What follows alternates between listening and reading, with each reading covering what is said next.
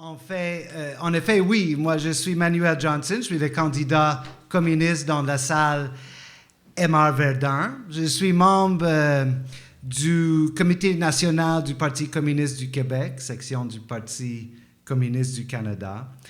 Et je suis avocat en droit social. Je défends exclusivement les locataires, les travailleurs, les travailleuses, les autres populations marginalisées.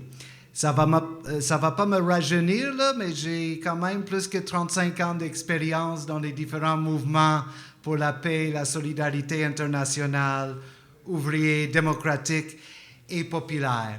Et plus particulièrement, ici à Montréal, ça fait plus que 20 ans que je suis dans le milieu du logement, d'abord comme militant, par la suite comme organisateur communautaire et maintenant depuis plus que 10 ans comme avocat qui défend les locataires devant le tribunal administratif du logement.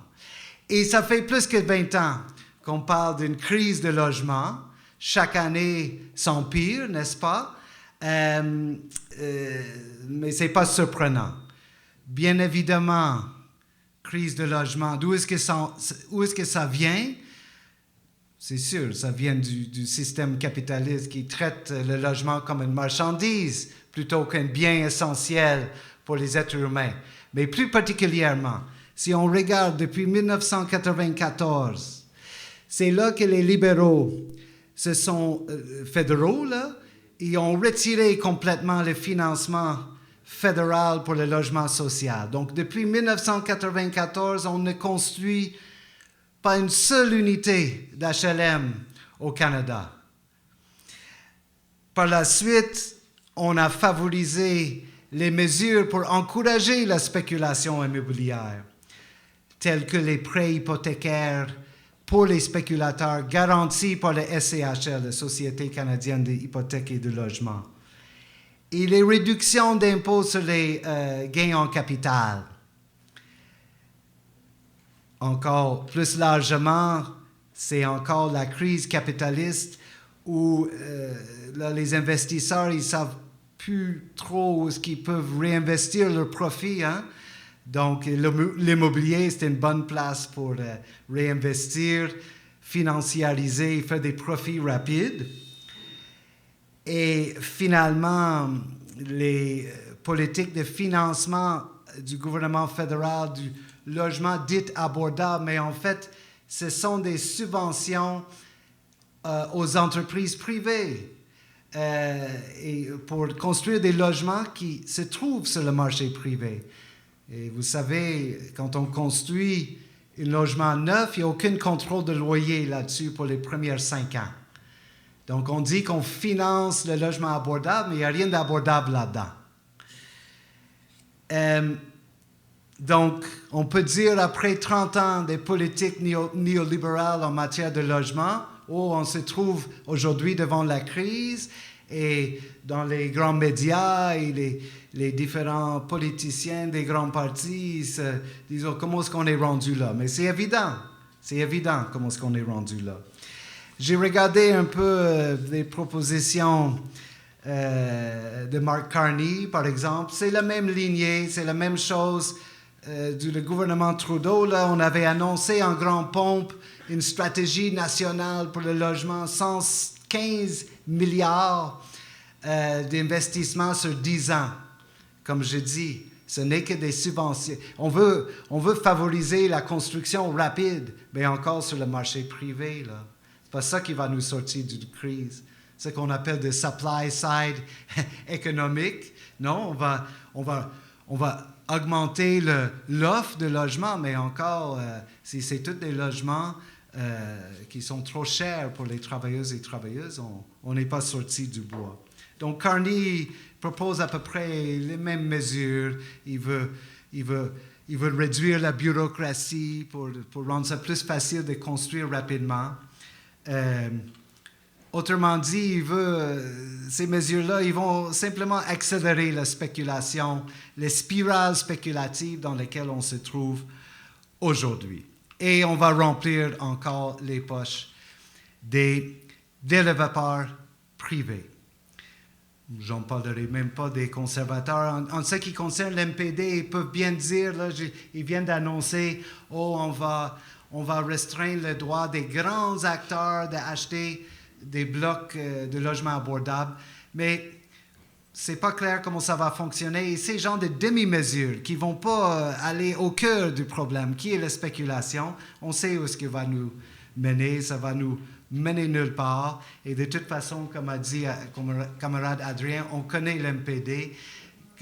Au bout des comptes, on sait qu'ils ne vont pas former le gouvernement de toute façon. Donc, dans le meilleur des cas, ils vont appuyer les libéraux, puis ils vont appuyer les mêmes mesures qu'ils ont déjà appuyées pour les dernières années. Donc, qu'est-ce qu'il propose le Parti communiste pour sortir de la crise du logement? Il faut la construction massive de logements sociaux. Nous, on parle de 2 millions d'unités à travers le Canada, avec des logements subventionnés à 20% des revenus des locataires. Actuellement, c'est 25%. C'est trop élevé. 20%. Un programme massif de construction comme ça va aussi créer beaucoup de bons emplois, de qualité.